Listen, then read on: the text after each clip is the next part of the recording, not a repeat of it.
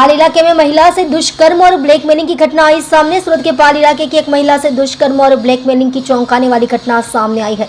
शादीशुदा औरत की इज्जत के साथ ही 50 लाख रुपए के गहने और 2,59,000 रुपये बदमाश ने लूट लिए। पाल इलाके में शीतल फोटो स्टूडियो के मालिक अर्जुन कथरिया ने किया यह कारस्तान। मदद के लिए गई पीड़िता लंपट की जाल में फंसकर इमोशनल ब्लैकमेलिंग का शिकार हुई। आरोपी अर्जुन कथरिया पाल के 4 सीजन्स होटल में शादीशुदा महिलाओं के साथ 6 बार दुष्कर्म ब्लैकमेल किया। सूरत की पाल पुलिस ने आरोपी अर्जुन कथरिया को गिरफ्तार कर कानूनी कार्यवाही की है। आप देख रहे हो MPS 24 लाइव न्यूज चैनल, संपादक पारसमल प्रजापति के साथ।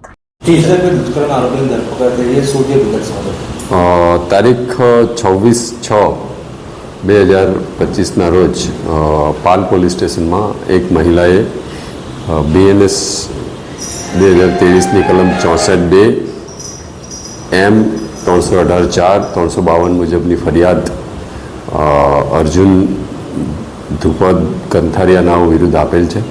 એ બાબતે હકીકત એવી છે કે ભોગ બનનાર મહિલાની પુત્રીનું શૂટિંગ ફોટોશૂટ કરવાનું હતું, જે ફોટોશૂટ બાબતે શીતલ ફોટો સ્ટુડિયોના અર્જુનભાઈનો સંપર્ક કરવામાં આવેલ। અર્જુનભાઈ મારફતે આ ફોટોશૂટ કરવામાં આવેલ। જે બાદ મહિલા અર્જુનભાઈના સંપર્કમાં આવતા અર્જુનભાઈએ એને લલચાવી ફોસલાવી પ્રલોભનો આપી એની પાસેથી પૈસા ઉછીના માગવાની શરૂઆત કરેલી। તે બાદ એમનો પરિચય વધતા જતાં અર્જુનભાઈએ એમને ફરીથી 5,000 રૂપિયા પરત આપી દેવાની વાતે બોલાવી ને એમને પાલ પોલીસ સ્ટેશન હદ વિસ્તારમાં બોલાવી એમની સાથે હોટલમાં લઈ જઈ શારીરિક સંબંધો બાંધેલાની હકીકત આવેલી છે।